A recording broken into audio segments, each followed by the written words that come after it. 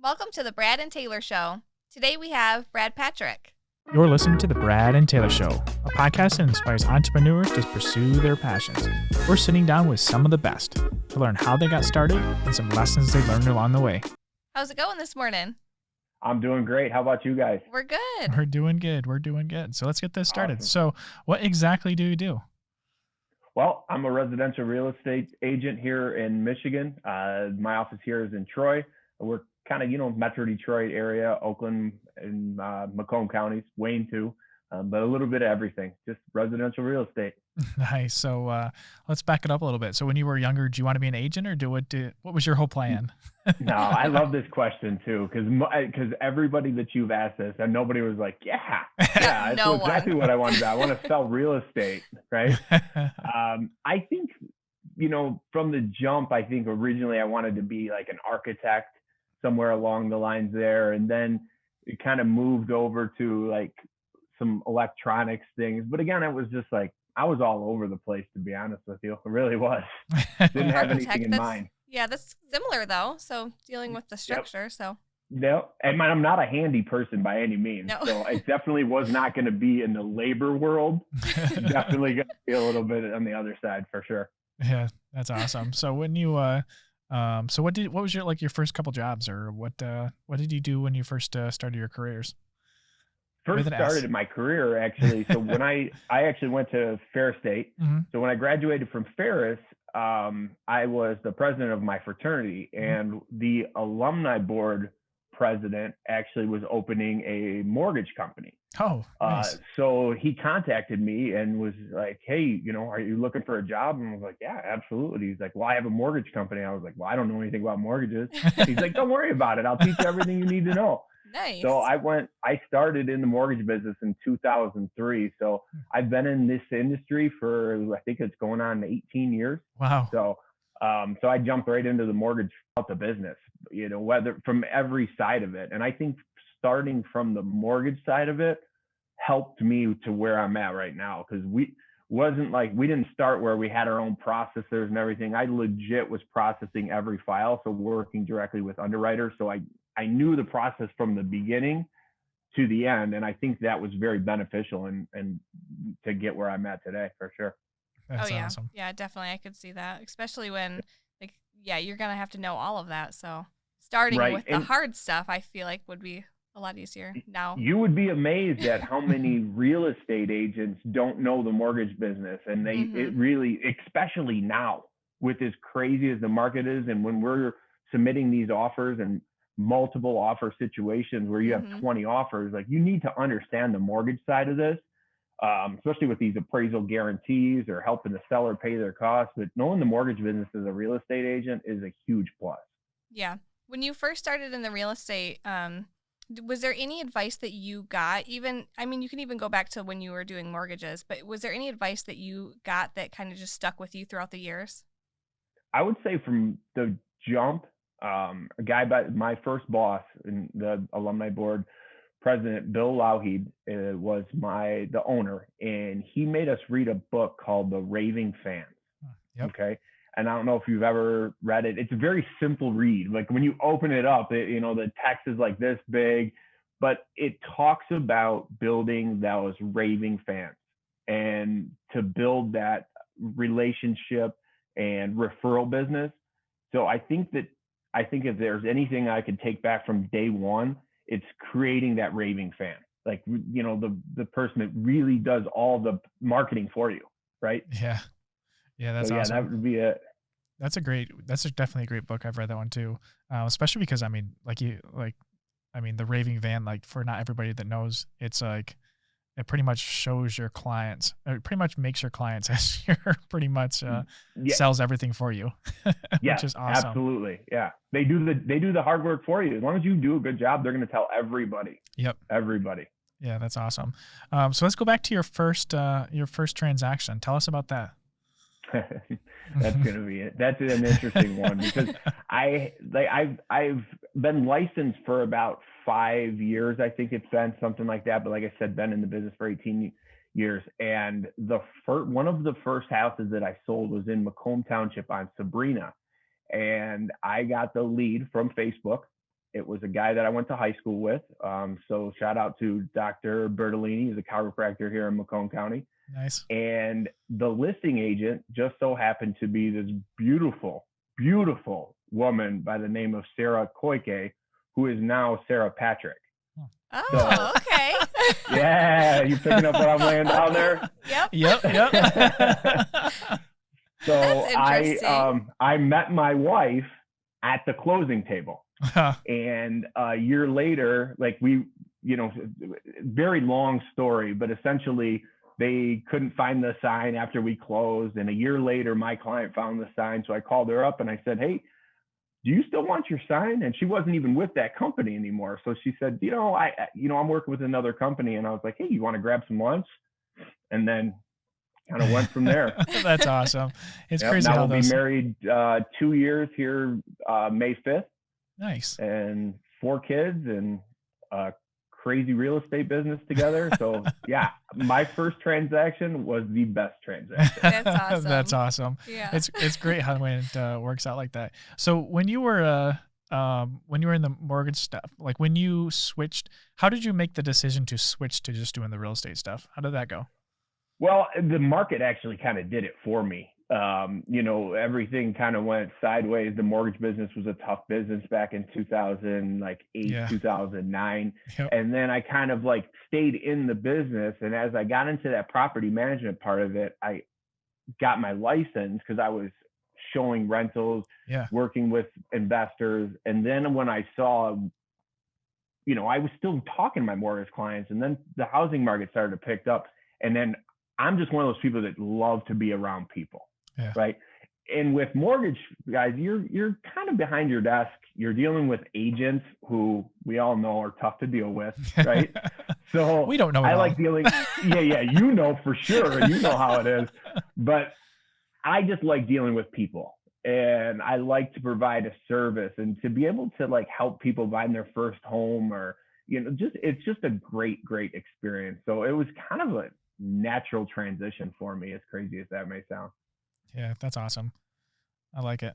Nice. So go ahead, Taylor. I was going to ask, so if you could start over, is there anything that you would do differently? Yeah, for sure. Yeah. I would buy more houses. Okay. Right?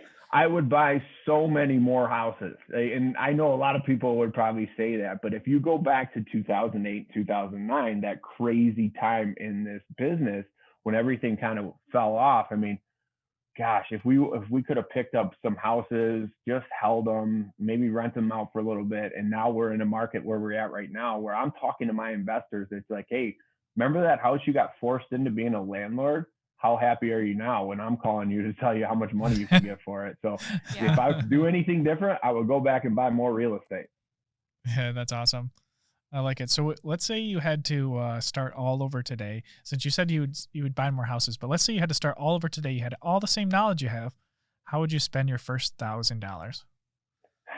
I'd have to go back to some sort of investing in real estate, or maybe getting my license a little bit earlier than what I did. I always, in the mortgage side, you always I don't want to deal with agents. And then from the agent side, I don't want to deal with mortgage people. But at the end, we really have to deal with each other. Yep. But I think that I probably would have started my career in the sales side of this a lot earlier, Okay. So, that probably would have been it for sure. Yeah. I know. I kind of want to ask you something going backwards a little bit. So back to your meeting your wife.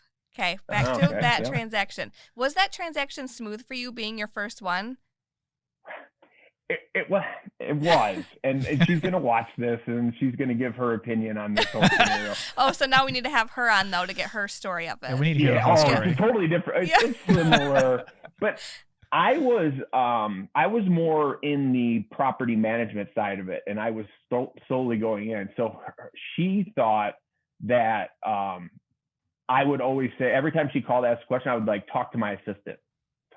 That's how I did her, right?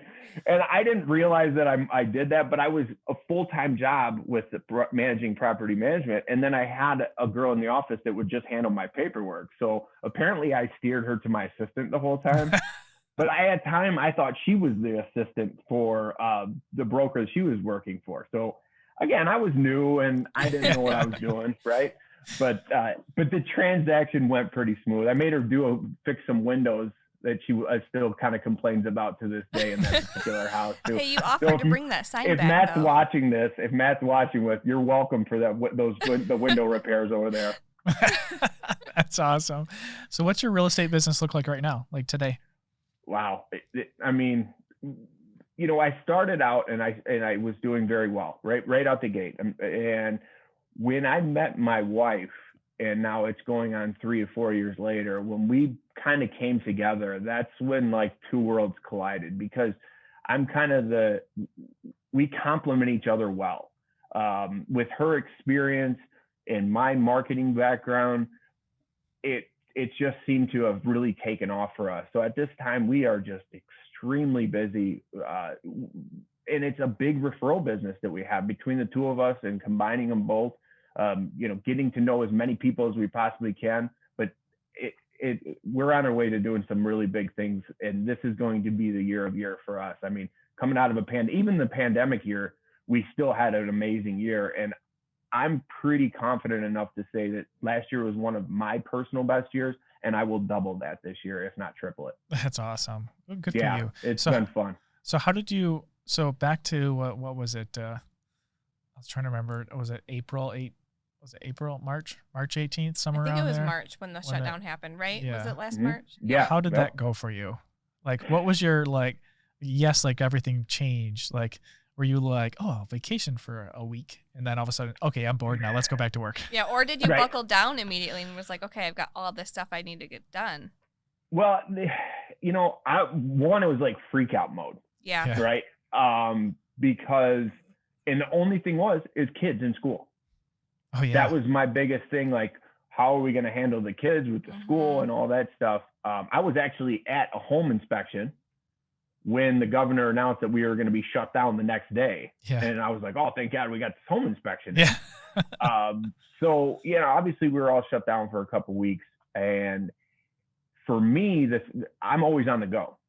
And I love to work. Like I was explaining off camera, I love to be in the office. So that was hard for me. And, my wife, she was like, enjoy this time. Like we'll get it. We're going to get out of this, but we need this. Right. You need this break. But after the 2 weeks, man, I was ready to go. Yes. I mean, I couldn't tell you. I bought a PlayStation, right, during the pandemic. Like I haven't played video games forever. So me and my buddies would just play golf with the headsets on until we could play real golf. But that's awesome. I was going crazy. I need to work. I love to work, and by telling me I can't, it hurts. So actually our first, so the day she told us we were shut down, was the first time I hired somebody on salary. Really? Their first day was that day. So it was like, oh crap. What do we do now?